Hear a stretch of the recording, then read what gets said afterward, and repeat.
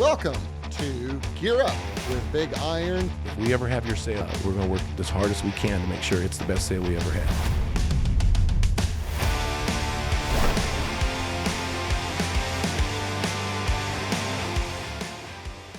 Well, hello everybody, Mark Stock here, and we're gearing up today, brought to you by Big Iron. Going to talk about a lot of exciting things that are going on in the world of agriculture. And our special guest today is Terry Johnston, who is one of the development officers with Farm Rescue. And Farm Rescue is a mission that'll help family farms and ranches bridge crisis so they can continue to be a viable operation. Farm Rescue provides planting, haying, harvesting, commodity hauling, livestock tending, feeding assistance, and all of the above to farm and ranch families that have experienced some kind of a significant injury, an illness, or a natural disaster. So the organization has helped nearly 1,000 different farm ranch families since the inception in 2005. So Terry Johnston, welcome to Gear Up. Thanks so much, Mark. Appreciate you having me. So let's first start out. Where do you live, Terry? Where are you residing at? So I live near Parkersburg, Iowa. It's, I guess, north central, northeast, depending on who you ask, near the Cedar Falls, Waterloo area. Oh, that's God's country over there. God's country. We have some good soil in Grundy County. And when you're not doing this, you're a farmer too? I farm vicariously through my brother. He farms our family farm that's been there for many generations. And I have a hobby farm here. I like to play with my old John Deere tractors and goof around a little bit. Yeah. Yeah. So your John Deere tractors, what's your favorite John Deere tractor? My favorite is I've got my dad's 4020. Is it a power shift or a synchro? It's a 72 power shift. Wow. Do you know where it ranks in the serial number lineage? How close to the end is it as far as the production numbers? So fairly close, February 14th, 1972. So it wasn't too much longer before they started making the 30 series, the new generation. And it's got how many actual hours on it? Well, I just had it out this weekend. I think it's 2,894, I believe, to be exact. Wow. So now people listening to this podcast, you can call Terry, but is your tractor for sale, Terry? Should we just eliminate that right now? God willing, it's in the family forever. There are collectors that will hear about that, and you're going to be solicited for a long, long time now, Terry. But, thank you very much for joining us here on Gear Up and Farm Rescue. Tell us first a little bit about Farm Rescue from your vantage point. I joined Farm Rescue, I guess it was about a year and a half ago. What we do is very real. It's very authentic. We just help families each and every day, however we can, to help them get through a tough time. There's a lot of that out there, and there's not much backup. Farmers, of course, don't get paid time off or have someone that can just stop what they're doing and help fill in with their occupation. So it just means a lot to me, having grown up on a farm and spent my whole life in agriculture, to be able to help these folks when they really need it. So development officer, that means you're in charge of fundraising and other capacities regarding money and donations. Is that correct? That is correct. Yes. We're always looking for new opportunities to have folks come on board to sponsor and partner with Farm Rescue. And we have a lot of different types of sponsors, from individuals to families that we've helped in the past, to large companies like John Deere, Nutrien, Busch Light. We've got some awesome partners. We always need more. So that's my job, is to foster those relationships and find more folks that are wanting to help family farms succeed and stay in business. And so that's my job. Can you tell us, why was Farm Rescue founded back in 2005? So Bill Gross is our founder and president of Farm Rescue. So he grew up on a farm and ranch in North Dakota. And like me, this was during the 80s, and coming back to the family farm just wasn't in the cards as far as being able to financially sustain another person in the operation. So he got an education and his pilot's license, and he is a captain for UPS, and he flies 747s all over the world. We get lots of texts and pictures and Skype calls or Zoom or whatever from all over the world, wherever he's at, whether it's Singapore or or the UK, but he never lost his passion for farm families, knew what it was like to have tough times, and wanted to figure out how to help them. Of course, it's pretty tough to help folks financially. But what he decided to do was actually to physically help them when they're going through a tough time where they're prohibited from getting their crop in or out, or making hay, feeding the cows. And so yeah, back in we were founded in 2005. Our first case actually was 2006, the spring of, and he went to the local John Deere dealer and worked out a way to get some equipment, and he seeded some wheat for a family that first year, and rounded up a few more volunteers, and it's just grown from there. So we're now actually in 9 states since then, and you mentioned how many families we've helped. Well, now we're well over 1,100 as we sit and talk today. So we're very excited about that, and we want to help another 1,000 as soon as possible. So give us a little bit of an idea of the families that you're helping and some of the cases that that they bring to you that you can help with. Yeah. So as you mentioned, we can help with planting most any crop, small grains, row crops. I think we've even helped up in North Dakota with some from field peas and that kind of stuff. So planting and harvest, and then haying. We have haying equipment, tractors and balers, so we can make large round bales. We just recently moved into Wisconsin, so we'll probably be doing some forage hay for those folks. And then we do livestock feeding, cattle feeding. We don't really get into confinement situations, but if they've got cattle and we've got a hay grinder and a feed wagon, that kind of stuff we can bring too if they need it. But we help for a lot of different reasons. Of course, health is a big one, so that family can focus on helping that person recover. We come in those kinds of cases. It doesn't necessarily have to be the farmer. Anybody in the immediate family that is hurting, we can help with that. And and then you have things like the wildfires, for example. Here this past year, we helped this last spring with the fires out in Nebraska, Oklahoma, and Texas. Oklahoma and Texas don't happen to be official territory that we cover, but the folks reached out to us. We were able to round up enough donated hay, and so we spent 2 or 3 months hauling hay to 45 families in those 3 states. And then again, this past fall, there were some wildfires up in North Dakota. So we started another Operation Hay Lift, and we're hauling hay to those folks up there. They're of course short on feed for now. So we're helping out, any way we can. A couple years ago, there was a lot of snow up in the Dakotas and, the northern plains. Folks' hay stocks got snowed in and they could not get to them. And of course their cattle were hungry. That's another case. So while we can't do everything for a family, we try to pitch in and help. If we've got the manpower and the equipment, we want to help, and we can use their equipment too. We have done that as well. Is the majority of the services that you provide donated, or do you make the arrangements to have somebody like custom come plant? Do you have those types of situations, or is primarily everything that Farm Rescue manages out works through the good, old, honest, dependable donation, kind-hearted people type of mentality? Yeah, for the most part. So we have our own equipment.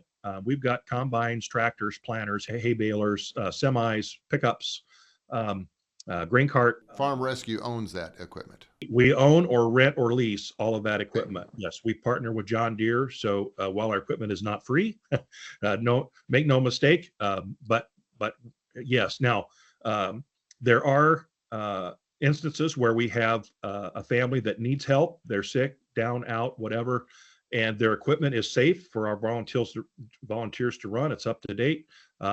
That is no problem. We can do that. Sometimes we just bring in trucks. We're helping a family over. We helped a family over in Illinois this past fall. Their son was hurt in a very bad car accident, and so they were able to keep going. He ran the combine. We sent over a couple of semis and a couple of drivers just to help because the son was, of course, laid up and wasn't able to help with harvest.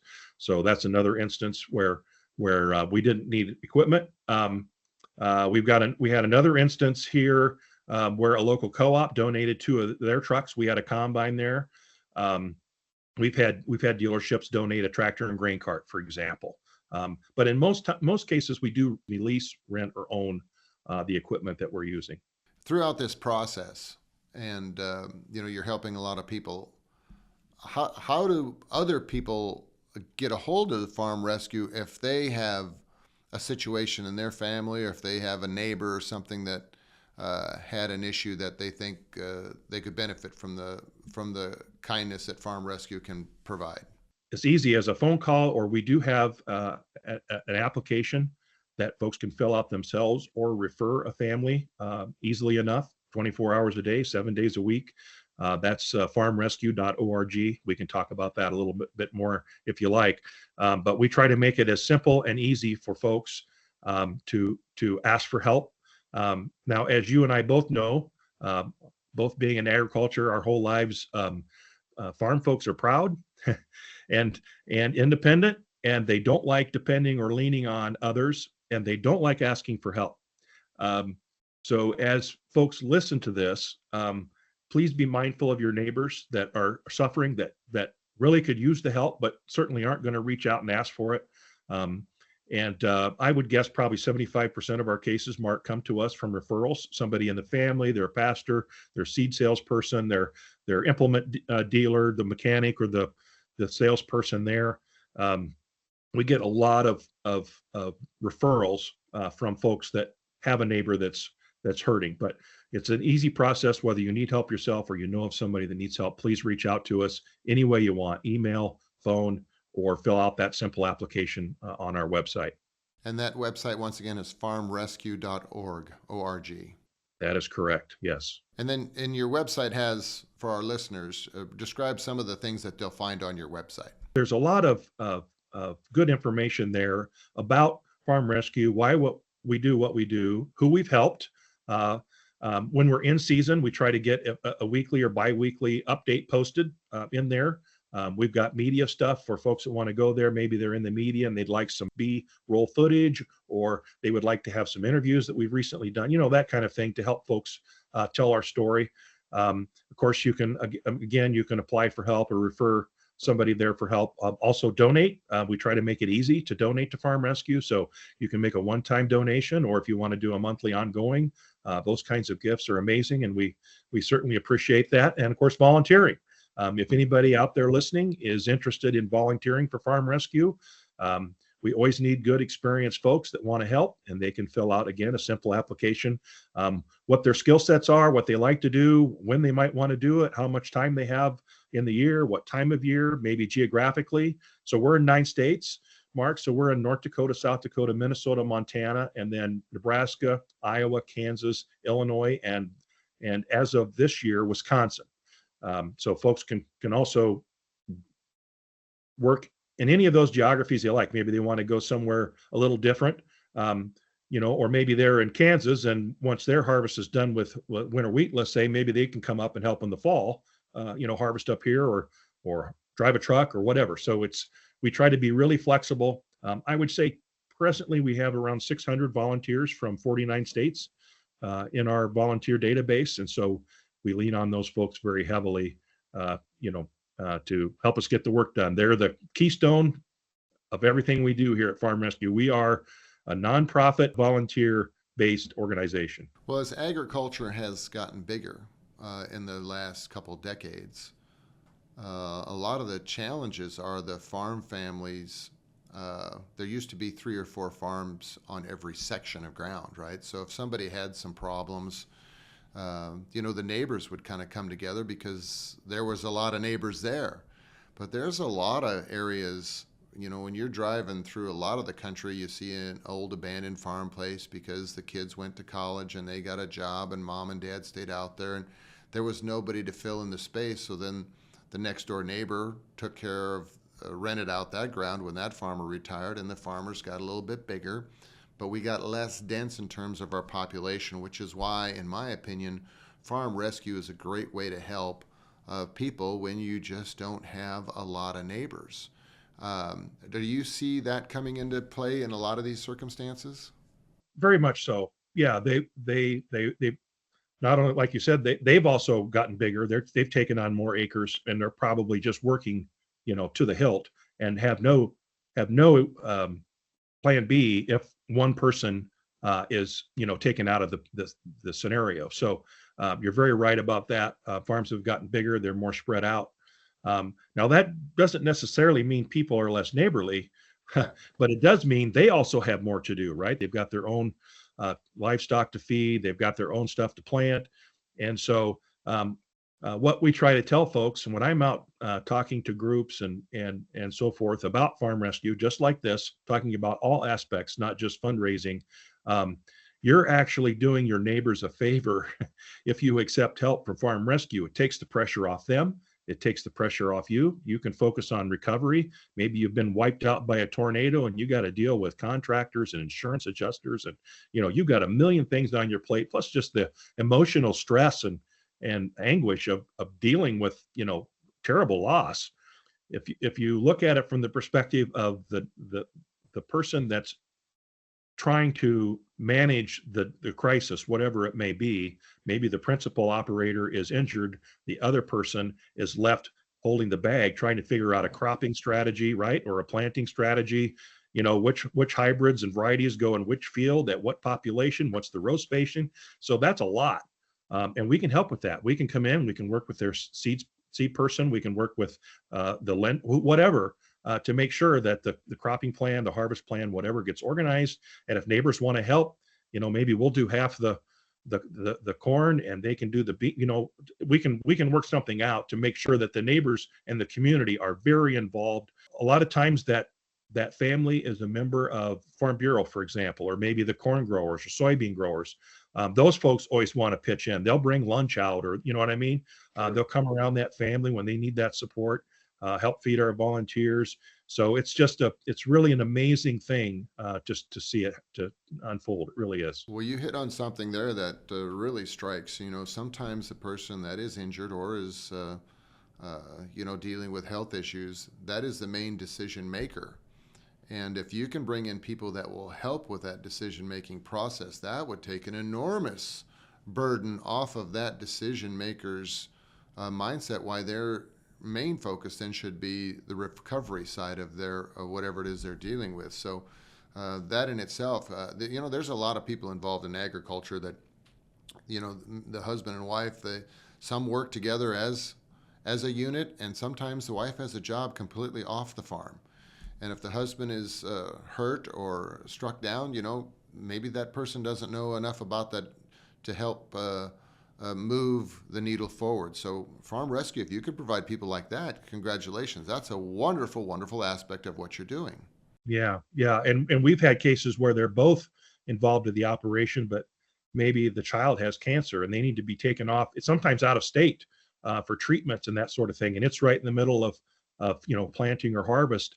And they just can't have downtime. Like it's a big deal for a family to miss an opportunity for a crop. You just can't do it. As you know, in this day and age, with the dollars that are at stake, a family cannot, and they just simply cannot afford to miss a crop or have some livestock in danger because they're not getting fed or whatever.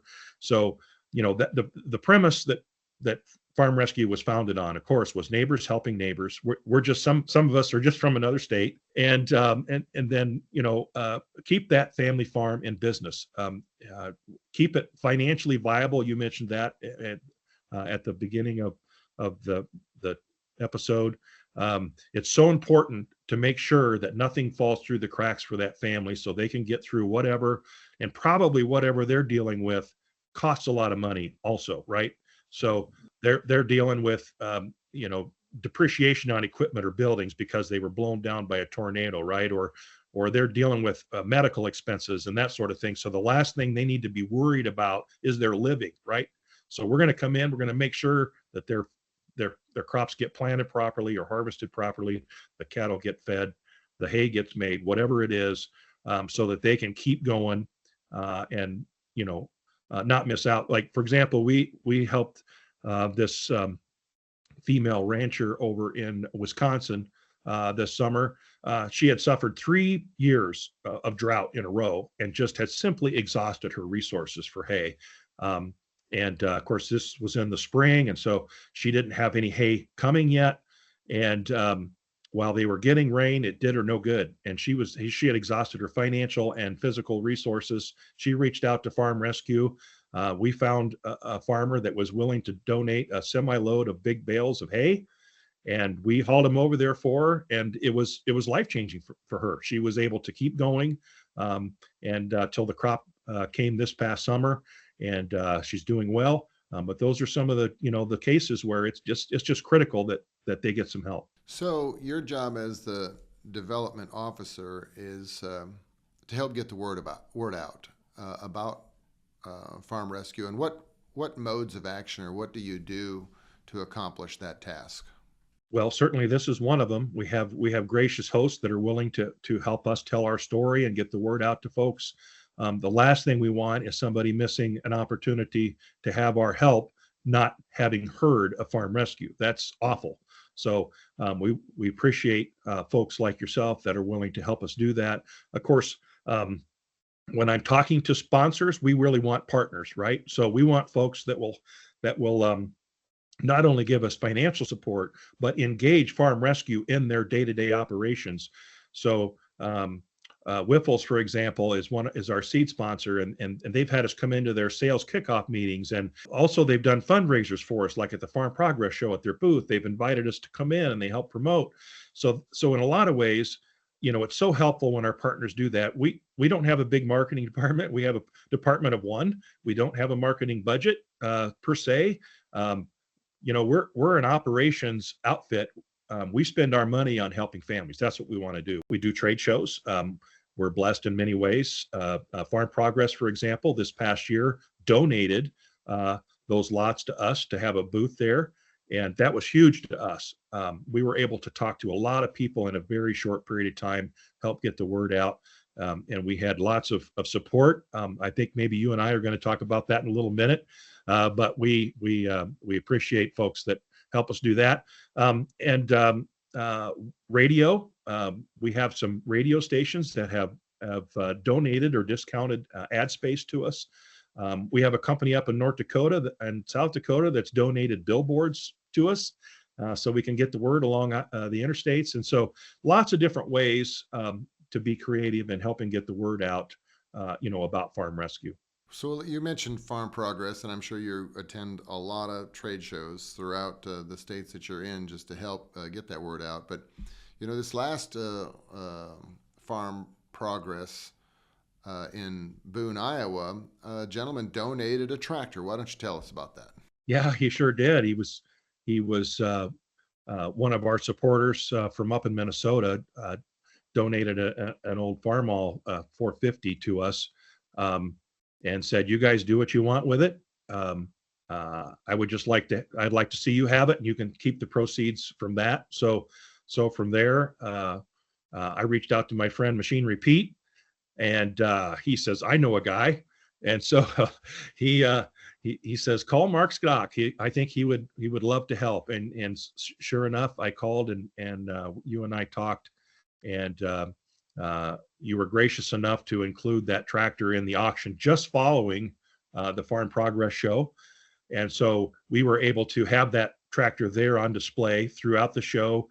You guys helped promote it. Our good friends at Titan Tire donated a new set of shoes. So she had new rubber on her, and a local Ames Hydraulics gave us some new cylinders for the loader. Everybody just pitched in, and it was so awesome. And we probably got as much publicity out of the tractor as we did funds from the sale. So that's really what's important, is we were able to come together as a community with a really cool project because of the generosity of one of our supporters. And we get excited about that kind of stuff. Those are fun ways to raise funds. And of course, somebody got a nice tractor to use. I believe it went to Northwest Iowa, if I'm not mistaken. Yeah, it was a good event, well received, and we want to do a little shout out to Miles Boatman, because I think he helped get the tractor delivered, and then he even donated some rims, I think, because one of the rims was a little rusty on the back. So Miles, one of the Big Iron sale auction services guys, helped facilitate that. So shout out to Miles. Um, yeah, that tractor. If anybody else, I mean, right now let's talk about this year, farming wise. A lot of areas had some really good crops. We know the commodity prices are a little bit off, but they had really good yields. I was visiting with a gentleman just a couple days ago. He says, you know, when he has a good yield, he says he takes a load into town and he splits it up amongst his fire department and rescue and his church organization. And he usually rattles off something else if it's like a hospital benefit drive or some sort of a community or county fundraising thing. I thought a farm rescue, right? When he said that, I said, you know, there's other organizations out there. If you've had a couple extra bushels, you know, more than what you expected. You know how everybody fills up their trucks, but the last load might not be plumb full. Okay, so instead of the 1,000 bushel load, they got 800 bushels. If you put that in there to a local elevator and then donate it, Farm Rescue would be a great source to do that with. What are your thoughts on that? So that's a great point, and we do have folks do that, and we're happy to help facilitate that with anybody that they want to haul locally to. They can do it a number of different ways that they can have the elevator write us a check directly, or they can do it. But we'll make sure that they get a donation receipt and a thank you for doing that. But that is a great idea. We would certainly welcome that. If anybody has any other old, I happen to be a collector of old stuff. I like old stuff. So cars and tractors and pickups and trucks. So anybody that has anything like that that they would like to donate, we would sure appreciate that. And as I mentioned previously, when we're out there promoting the item and talking about it and interviewing the donor, it's just a great story. It's a great way for people to engage and to participate. And so anything like that, Mark, is just really appreciated. And if they have equipment or something that they want to donate and you want to sell, you know, you can get a hold of Terry, and Terry gets a hold of Big Iron. Big Iron then gets a hold of the area rep, and we are more than gracious to provide that service to sell that equipment on behalf of Farm Rescue. Now, you mentioned a couple of your sponsors. You said you work with John Deere, you work with Bush, you work with Wyffels Hybrids. Let's do some shout outs if you got some more people that have been instrumental. And I know we don't want to miss somebody, but we're gonna miss somebody. But you know, let's do a shout out to some of the people that in the last year or so have helped dramatically with Farm Rescue. Well, you know, there's a lot of them. I would say another one of our big financial supporters is Nutrien. They've been very helpful. Farm Credit, the various Farm Credit organizations throughout, they're regionalized, but they've Yes. been willing to help us financially. A lot of regional banks and you know, those kinds of folks. So a lot of the people that I reached out to, being a farm kid, I serve on my local extension council. I serve on the local corn and soybean growers board. Those grassroots organizations have been so important in helping Farm Rescue get out the word. Now some of them have donated money as well. Illinois Corn has, Iowa Corn. So several of those organizations, Iowa Farm Bureau, Illinois Farm Bureau. So they help us in a lot of different ways, not only with financially, but writing stories about Farm Rescue, for example, making sure we're in their newsletter, in their publications, that sort of thing. Has just been fantastic. And folks like yourself, you guys were kind enough to send Miles over and have him help with pictures and get the tractor listed and publicized and all that kind of stuff. That's huge to us. It just replaces dollars that we would normally have it going out. We can hang on to those plus raise some more. And so, you know, we're so very grateful for both the in-kind, you know, and the actual cash donations. And we're grateful for both. Recently started working with the Premier Chevy dealers in central Iowa. They helped us out on a lease of a new half-ton pickup we needed. And so we've had other Chevy dealers from around the country, like up in the Dakotas and so forth, have helped us with equipment, either a discount on a lease or those types of things, a discount on a purchase. So it takes a village, as it were. It takes a community to support these families, and the folks have certainly stepped up. I couldn't begin to name all of them. We've got them listed on our website if somebody would like to go to see every individual, because like you said, we don't want to miss talking about someone. But we do have a lot of their stickers all over our trucks, and that's kind of cool. I pulled up to a farm site here this past week. Actually, they happened to be helping a family just down the road from me, and he got out of his pickup and he says, that looks like a NASCAR. I said, he said, you got stickers all over, but it helps people understand who's helping us. And we're very proud of that. And we want to shout out to those folks any way we can and get them as much recognition as possible. One of my new supporters here in Iowa for Farm Rescue is Ritchie Industries. They make the livestock waterers. They were gracious enough to give us a very nice donation. So yeah, we get all different types of support. Fantastic. We're visiting today on Gear Up here with Terry Johnston, who is the development officer with Farm Rescue. And, before we end today here, how can our listeners get more involved with Farm Rescue? Yeah, well, certainly one way would be to follow us on social media.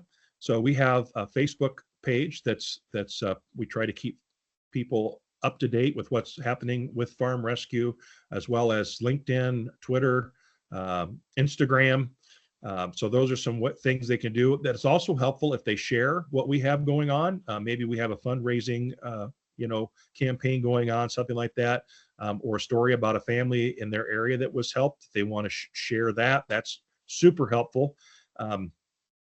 If you would like one of us from Farm Rescue or one of our volunteers who they love to tell stories and talk about Farm Rescue, come to an event or something that they're having, please let us know. We can't make them all, but we try to get out there and talk about Farm Rescue and the families that we're helping as much as we can. So that's a way. Certainly they can donate, as we mentioned earlier, sign up as a volunteer. But I would say if they want to take away something from this conversation, and it seems really simple, but refer a family. If you know a family that is suffering and hurting, do them a favor, do the neighbors a favor, and have them reach out to Farm Rescue, and they can tell us no, and it happens sometimes, or maybe the neighbors have already got it taken care of. But please help spread the word about Farm Rescue, number one. Number two, if you know of a family that needs help in your community, please let Farm Rescue know so we can try to help.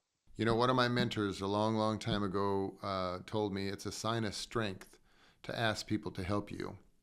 It's a weakness if you want to bear everything on your shoulders. So Farm Rescue is there, folks. Ask for help and they will help you.